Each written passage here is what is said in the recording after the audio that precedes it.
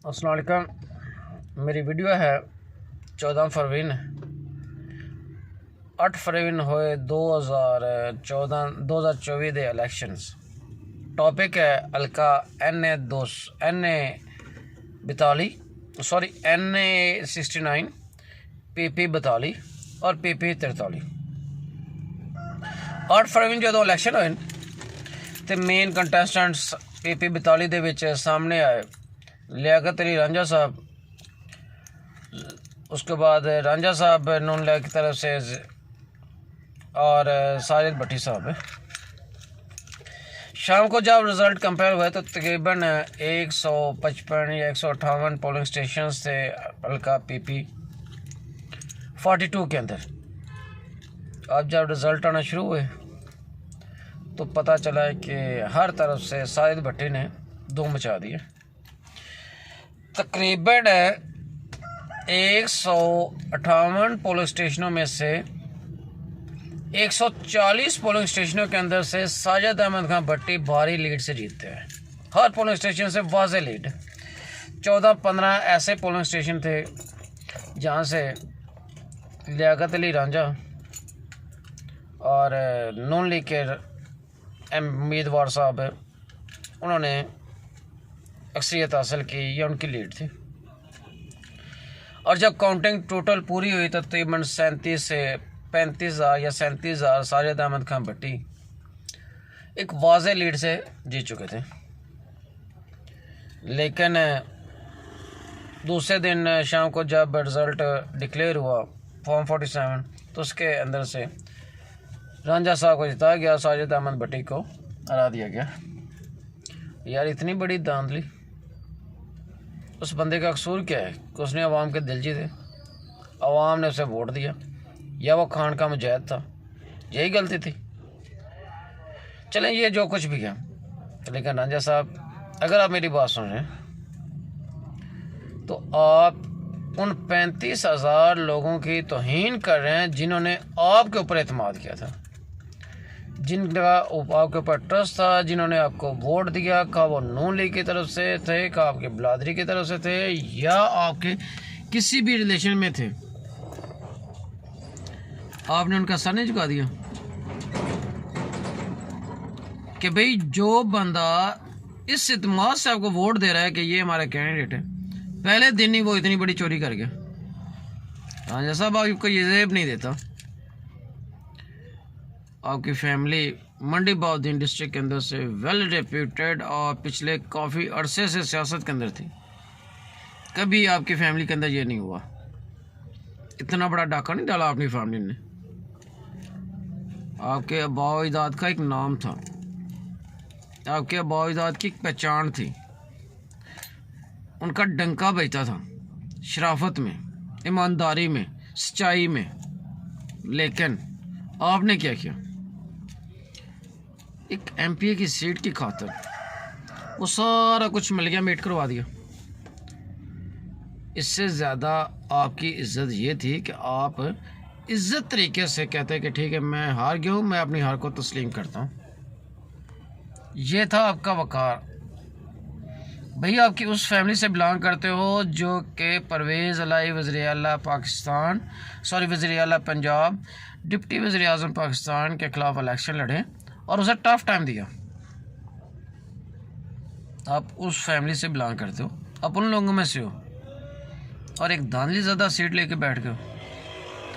इसी तरह नासिर इकबाल साहब, कितना नाम था आपका, कितनी पहचान थी, कितने लोग आपकी कदर करते थे।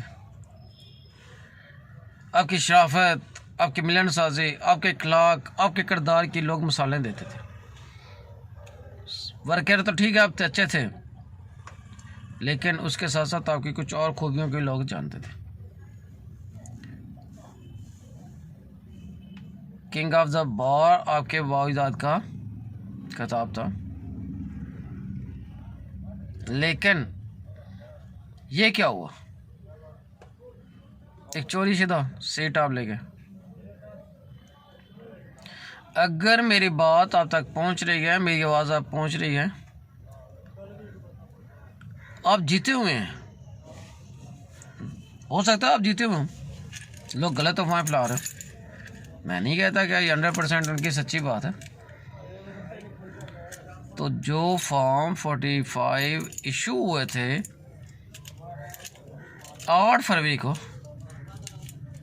वो अपलोड करते, उसी दिन ही कर देते, नेक्स्ट डे कर देते, उससे अगले दिन कर देते कि भाई ये फॉर्म 44 में इनके अंदर से ये रिज़ल्ट कंपेल हुआ है, ये मेरी वाज़ेह अक्सरियत है, ये मैं जीत चुका हूँ, ये सारा प्रोपेगेंडा है, ताकि पब्लिक के मुंह बंद होते। अभी सोशल मीडिया के ऊपर जो प्रोपेगेंडा, जो तोलाना, जो मुख्तलिफ़ तरह की अब्यूजिंग हो रही हैं, ये जेब नहीं देती।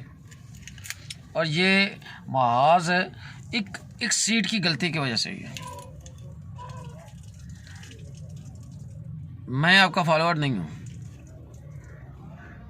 मैं आपका वोटर भी नहीं हूँ, लेकिन आपकी पर्सनैलिटी को जानते हुए, आपकी पर्सनैलिटी को देखते हुए मैं खुद तवक्को कर रहा था कि अगर आप हार गए तो आप खुले दिल से अपनी शिकस्त को तस्लीम करेंगे और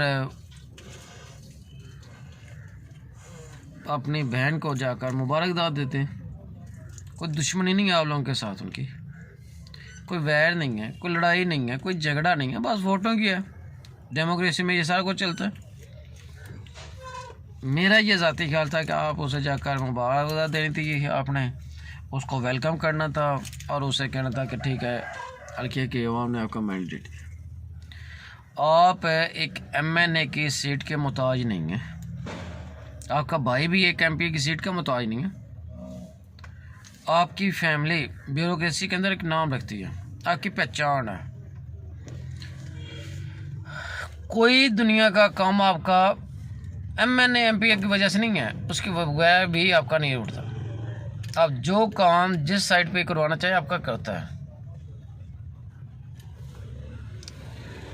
ये जो आप इस टाइम लोगों से बातें करवा रहे हैं, और हो सकता है कि इसमें से ऐसे लोग भी हों जिनकी कोई औकात ना हो, जिनकी कदर मंज़िलत ना हो, लेकिन वो भी तरह तरह की अब्यूजिंग कर रहे हैं, जो कि एक इज़्ज़तदार बंदे के लिए दुख वाली बात होती है।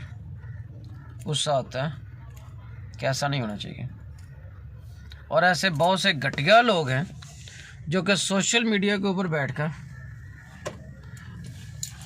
आपके आबाओ इजाद को अब्यूजिंग कर रहे हैं, तरह तरह की उनके बारे में बातें कर रहे हैं, जो कि नहीं करनी चाहिए, गलत है, 100% गलत। कुछ लोगों की तरफ से ये आया है कि जी अदालतें देख लेंगे, अदालतों के अंदर केस गया है, ये हो जाएगा, वो हो जाएगा। कुछ नहीं है। अगर हमारी अदालतें काम करती होती तो 139 नंबर पर हम कभी ना होते। पाकिस्तान के अदालती सिस्टम को मैं भी, आप भी, बाकी सारे लोग भी अच्छी तरह जानते हैं ये कैसा सिस्टम है, लेकिन वल्लाह आपको ये जेब नहीं देता था। प्लीज़ अब भी मेरी आपसे रिक्वेस्ट है कि बड़ेपन का मुजाहरा करें। कराची में से हाफिज़ नईम साहब जमात इस्लामी ठोकर मारी उन्होंने, वो पीर बगाड़ा शाह साहब सिंध से, उन्होंने ठोकर मारी, और बहुत से लोग हैं जिन्होंने ठुकरा दिया कि हमें जेब नहीं देता इस तरह की सीट। तो आप भी बड़ेपन का मुजाहरा करें, ठोकर मारें इन सीटों को और अपनी इज़्ज़त, अपने वक़ार, अपने रोब, अपने बुलंद फर्तबे और अपनी फैमिली के नाम को और ऊंचा करें। हज़ारों फॉलोअर्स हैं, लाखों आपके लवर्स हैं, आपके वोटर्स लाखों हैं, मज़ीद आप उनमें से इजाफ़ा करें। मैं ये आपसे कुछ चीज़ मांग नहीं रहा, आपकी इज़्ज़त की बात कर रहा हूँ। आप किंग हैं गोंदल बार का,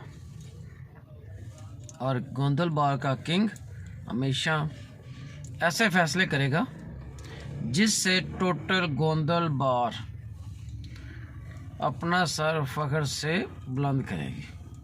ये MPA MNA कुछ नहीं है, नज़र मोहम्मद गोंदल साहब वज़ीर हैं, तो क्या हुआ? अब कुछ भी नहीं है। MNA रहे, ठीक है भाई, MP MNA रहने से तो कुछ नहीं है। जो मुकाम आपका आपकी फैमिली की वजह से है, आपके बाओ दाद की वजह से, वो MPA की वजह से तो नहीं है, वो MNA की वजह से तो नहीं है। आपकी फैमिली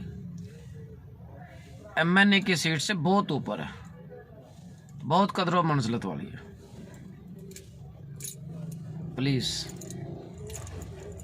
प्लीज़ ऐसे काम या ऐसी एक्टिविटी जिससे फैमिली के ऊपर नाम आए, फैमिली के बदनामी का सबब बने या लोगों को बोलने का मौका दे, वो गलत है।